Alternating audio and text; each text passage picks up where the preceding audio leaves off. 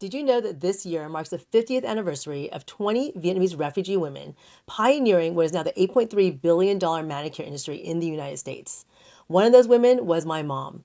I want to share this story with you to encourage you to pay attention to the ideas that tap you on the shoulder, because it's those moments of curiosity that create new possibilities.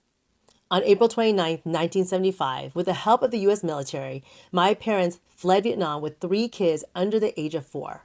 Our first home here was at Camp Pendleton Marine Base in San Diego.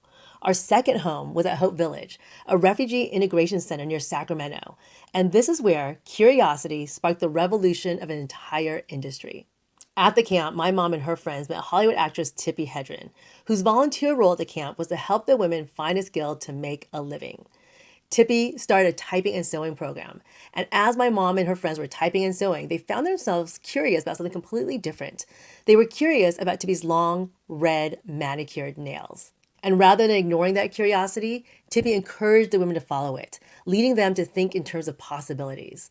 And in doing so, Tippi took the first small step of inviting her manicurist, Dusty Coos-Butera, to the camp, where she taught my mom and her friends how to do a basic manicure.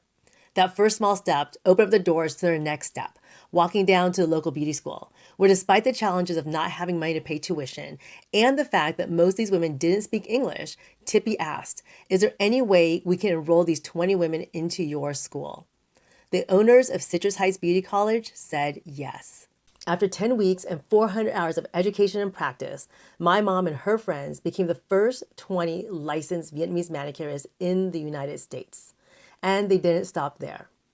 It was the refugees and immigrants who came after them who learned the profession from my mom and her friends and followed their own curiosities, asking, what if? How might we? What if we open our own beauty salons? How might we teach other Vietnamese refugees and immigrants this profession? One of those people was my mom's high school friend Kien Nguyen and her husband Min.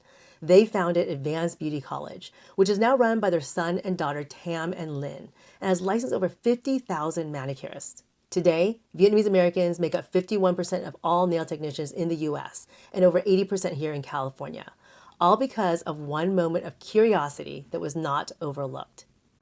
My mom's story has inspired my work bringing creativity and curiosity into the workplace to encourage people to follow their own curiosities, ask powerful questions, and take one small step toward new possibilities. It's also the foundation of my book, What If Pigs Can Fly? A practical guide to follow your curiosities to achieve impractical possibilities. I share this story in my keynotes and workshops because it's about more than just nails. It's about curiosity, creative leadership, and the fact that we are stronger together by the sum of our differences. This is a photo of that original group of women at the 40th anniversary of Hope Village.